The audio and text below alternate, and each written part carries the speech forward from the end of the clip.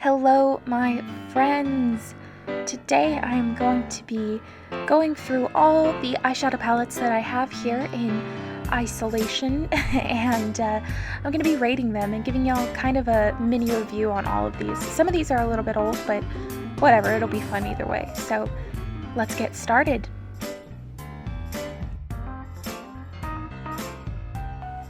Alright, so we're going to be starting out with the Urban Decay Naked Honey palette. Today I'm going to rate each of these palettes on a scale from 1 to 10, 10 being the best palette I've ever used, 1 being the worst. And the Naked Honey probably is like an 8. This is a great palette. I love gold tones, and I obviously have brown eyes. And so these beautiful gold and bronze and copper tones look really good with my eyes. And I don't always wear these, but it's a really nice palette to just always have on hand. So I'm really glad I have it with me, you know, to do my makeup and sit at home with. It's great. It's perfect. But yeah, definitely like an 8 out of 10. This is a great palette. Urban Decay palettes in general are super awesome. They have a reputation for a reason. Alright, next we have the Naked 3 palette from Urban Decay. So full confession, this palette is like 5 years old. I literally mean this palette I'm showing you right now is 5 years old. This is the first prestige palette I ever got, and I do not use it anymore for obvious reasons, but I can't bring myself to give it away or to throw it away. I would never give it away.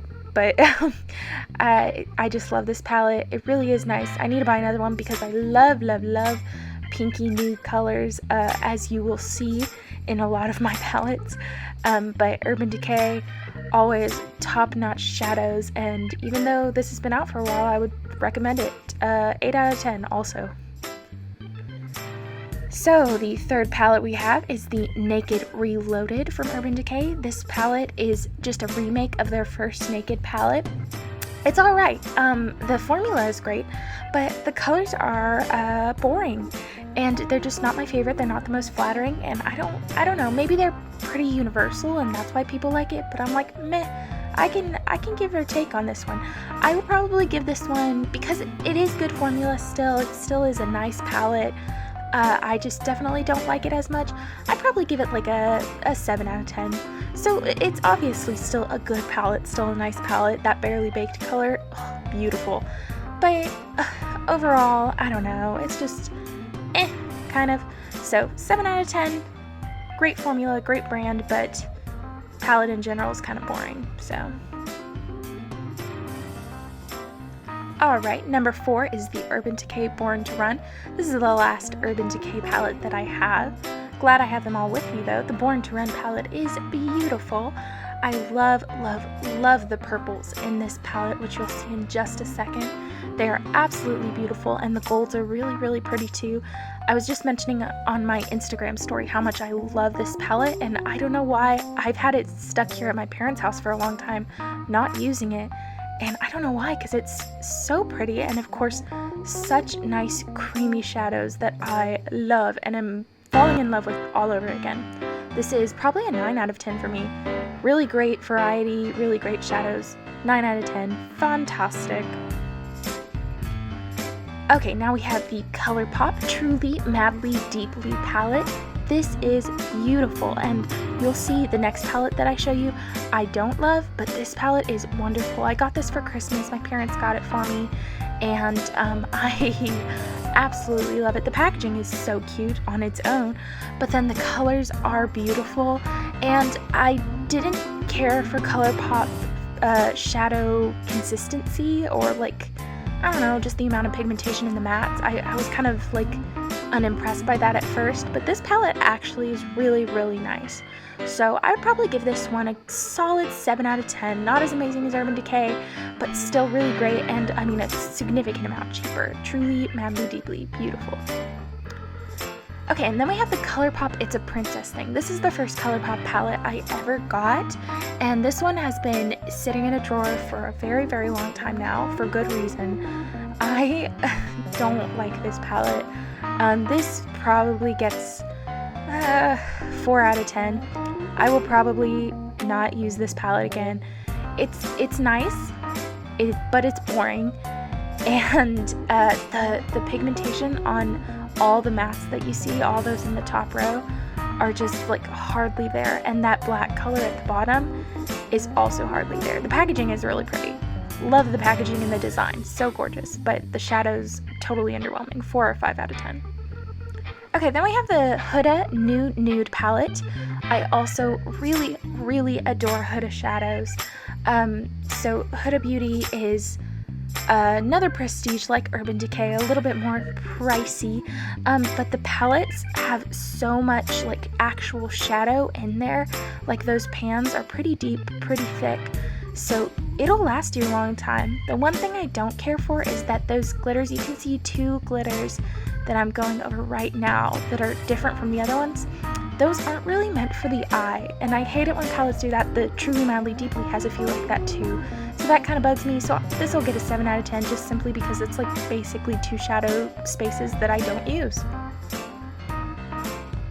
Okay, then we have the Huda Beauty Desert Dusk palette. This I got, I don't remember when I got it actually, but it was my first Huda Beauty palette and I love it, love it. I probably like the nude a little bit more just because those are more my colors, those pinky nudes, as we've seen. But this is pretty too. I do like orangey colors, but I feel like I have a lot of those. The purple colors, that twilight color, oh, so beautiful. This palette has a lot of unique things if you take the chance to try them that you'll like them, and it only has 1 of those glitter spaces, so this one gets an 8 out of 10 instead of a 7 out of 10 because there's not 2 spaces wasted. Alright, then we have the Morphe James Charles palette.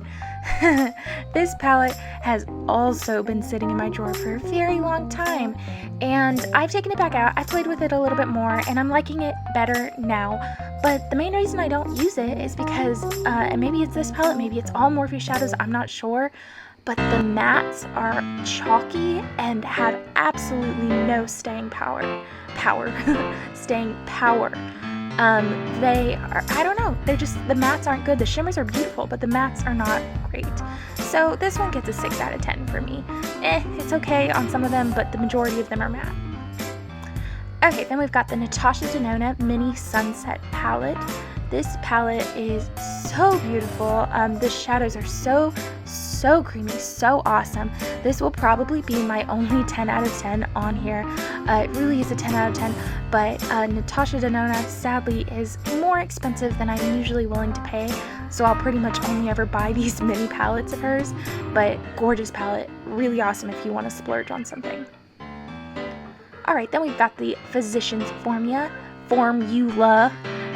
Tropical Days Butter Eyeshadow Palette. This is a really pretty palette actually, and I like the consistency of the shadows a lot. The one thing I love the mattes in this palette, and the shimmers I don't actually care for quite as much. And so it's kind of this is probably a 7 out of 10 for me. It's a pretty nice palette. This is definitely great for taking when I'm traveling. And the mattes, of course, are beautiful for a nice, clean, daily look. So, 7 out of 10.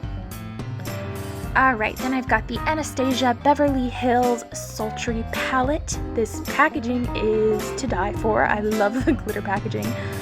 In all honesty, I bought this on sale, and I didn't actually like that many of the shadows in it, but I was like, it's on sale. But I've come to like it a little bit more. The one thing I will say about this palette is it's so many shimmers that it makes it kind of hard to use for an entire look, because most of the mattes are darker or crazy colors like you can see on that side.